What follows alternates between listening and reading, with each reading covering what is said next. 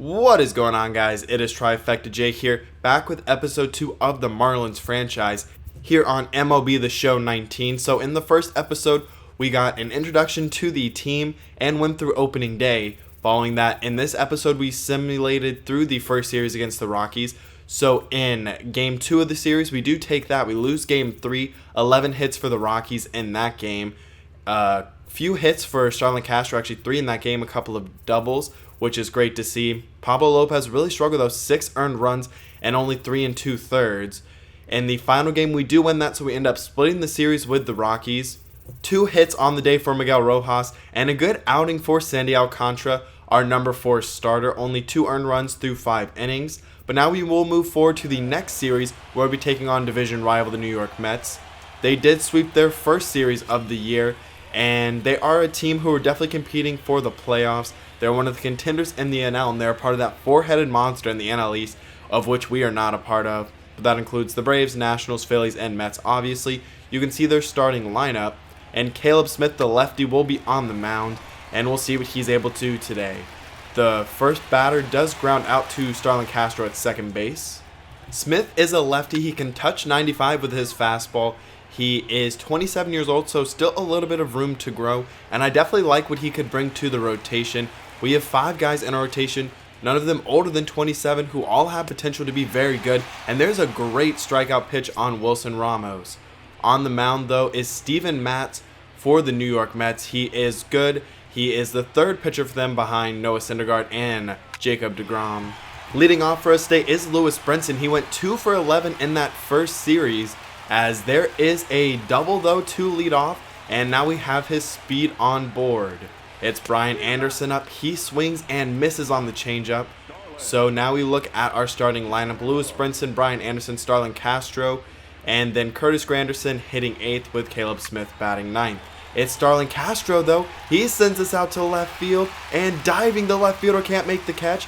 Brinson will now round third and head home, and Castro will head to third, as that's a misplay by Rosario, as that may have been an out there. So now next up is Garrett Cooper. He hits that into right field. It falls just at the right fielder's feet, and that's another run scored, as 2 in the first for the Marlins. Martin Prado up. He hits that one straight up the middle as Matz has to hit the deck. Garrett Cooper will go, and another offline throw that could have been a couple of outs for the Mets. And instead, we have runners at the corners for Jorge Alfaro. He grounds into the first baseman. They try and turn 2, and they do not get it. So it is 3-0, and Miguel Rojas is up next, and he crushes that ball to left field. It's out of here for his first homer on the season, and it's now a 5-0 lead in the first inning, lighting up Steven Matz, and we will go to the top of the second now. No more damage done. Rojas can't get to that ball, so it is a 1-out single for the Mets. Caleb Smith will pitch, and it is Rosario. He has it and hits it up past the shortstop, so it will be bases loaded with 1 out. That ball is lifted, and Garrett Cooper will be under it. He will fire it in, and they will not test the throw. Not a lot of speed on third base. Adini Hechavarria will pinch hit for Steven Matz, who is done after only 1 inning of work. Hechavarria will pop it up, and the former Marlin just pops out for the final out, so no damage done. And Seth Lugo will come in to make his first appearance on the season. Lewis Brinson up, and he will draw the walk, so his second time getting on base today. But now Brinson will take off, and the throw is in time, I guess. I thought he got in there safe. Not sure about that call, but he will get thrown out. And there's another error, the third error for the Mets, and all of them have been committed by Ahmed Rosario, and he is really struggling. So now Starlin Castro up. He hits that one to straight center field, going back, and it is out of here. Another home run for Starlin Castro. He absolutely demolished that ball to the deepest part of the park, as it was his 3rd on the season. Lewis Brinson goes back. Good job tracking it down there, and that will end the inning. We go to the bottom of the 3rd. Runners on 2nd and 3rd, so 2 in scoring position for Lewis Brinson. He pops this up into left center field. The center fielder will be over and make the final out, so no more damage done in that inning. top of the 4th, and thought it was ball 4. Instead, we'll work it full and strike out the batter to end the inning. Great job by Caleb Smith, and a great job so far through 4 innings. Now we're at the top of the 5th, 1 out, and that ball is just lifted in front of Lewis Brinson. So now trying to bunt, Smith will throw to second. He gets 1, and they turn 2 on the bunt attempt. Great job by Smith to get it to the shortstop quickly, and a great job of turning 2 there to avoid any more damage done. Smith has faced a little bit of trouble so far in this outing, but he's also done a great job of getting out of it, and he's now through 7 and is pitching very well. Brian Anderson up in the bottom of the 7th. He hits that one and it falls in front of the center fielder, so that is a leadoff single. Now Starlin Castro up. He hits that one to right center field. The right fielder will be there and will now have runners on first and second. A good hit by Garrett Cooper. That one falls in front of the center fielder as well. We'll send Anderson home, and the throw does not get there. A good attempt by Ramos, but it is now 8-0. Prado chops that one, and they will go, and they will turn 2, but another run does score. So we will head to the top of the 9th. It is 9-0. Caleb Smith still pitching 81 pitches, and he will get through 8 scoreless innings. An incredible first outing on the season, and that will do it. He was only at 81 pitches, but his stamina isn't very high, and his energy was really low, and we didn't really want to push it, especially in his first start. But Nick Anderson will come in. He's our lowest rated reliever, but he did pitch 2 scoreless innings in his first outing. He walks Nimmo, so there's a runner on first. Brinson gets under this one, and he'll field it for the second out. So a full count with 2 outs, and he will walk Conforto, so it will be runners on first and second. Cano is up, and he hits it straight to Curtis Granderson for the final out.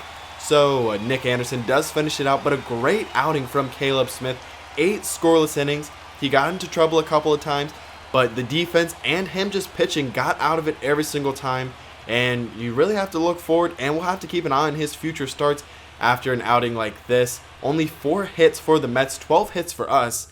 Much better than the first game we saw on opening day. We then simulate the second game, which we do lose 4-3. We scored 2 in the bottom of the 9th, but it was not enough to make the comeback. So we will go to the rubber match here in Game 3 of the series. We'll have Trevor Richards on the mound. He pitched 5 innings in his first start. Did allow 11 base runners though, so he needs to really work on his control if he wants to be successful. A leadoff single on the 0-2 count. Cooper will fire it back in, but it is a leadoff single for the Mets. Now that ball is lifted into center field, and Brinson will be under it. He'll fire it in, and the runner is not able to advance. 0-2 count, that ball is hit, and Castro struggles with it. He'll throw to first, and Ramos beats it out. An awful play by Castro. He does struggle at times with his defense. There is a ball hit to Garrett Cooper, and that will score the first run of the game. So already more runs scored by the Mets in this game. They'll try and steal, and way too slow there as Alfaro has a big time arm and throws out the base runner, and then Richards will get the strikeout on Cano, and he will escape with only 1 run given up.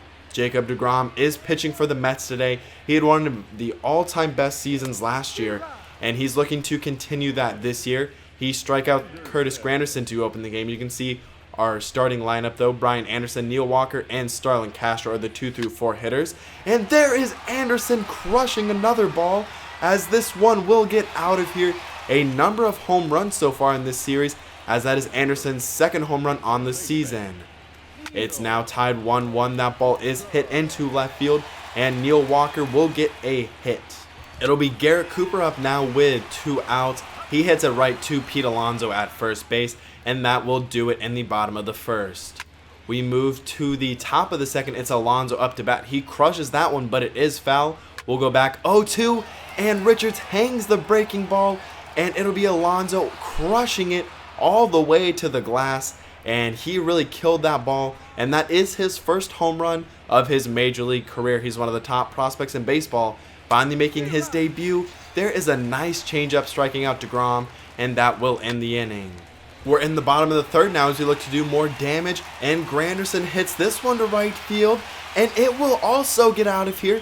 So 2 home runs allowed by Jacob deGrom, and 3 earned runs through 3 innings. We move to the top of the 4th. Castro can't get there, so Cano has an at-bat. Now it's Pete Alonso up once again, and this time he puts the changeup in the dirt and is able to strike him out. Lagares up as that one gets through as well, and Cooper will fire it in, but it will be runners on first and second. 2 outs, 0-2 count, and Rosario swings through the fastball, 93 miles an hour, and Richards will escape with no more damage done. Brinson up with a man on first, and he hits that one to right center field. The center fielder has it. He will round second, a run will score, and Brinson slides in time and has an RBI triple.